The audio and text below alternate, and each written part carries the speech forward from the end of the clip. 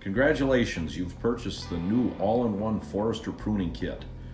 You'll get a saw and a handle for cutting limbs off, and you'll also get a high-reach pruner accessory that will be able to screw on any type of a 1-inch handle.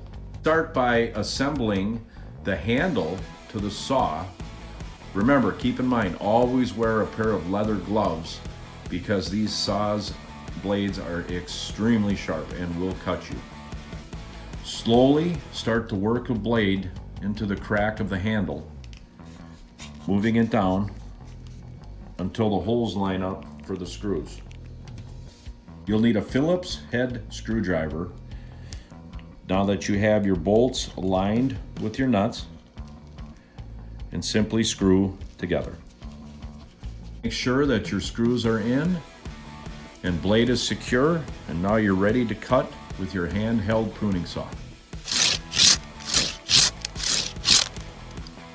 Now for the exciting part, to use your new high-reach pruning attachment. Take your smaller black screw, screw it through the back side of the pruning head attachment.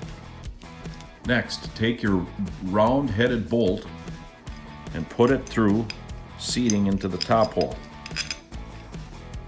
Grab your Forester pruning blade and slip on with your mounting holes, always wearing gloves when handling the saw blade. Remember, these are extremely sharp.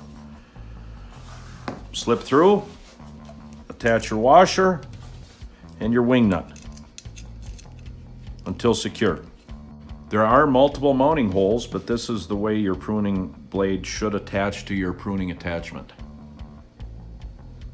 Take any household pole that has a threaded end and screw up into the threaded unit in the pole pruner attachment.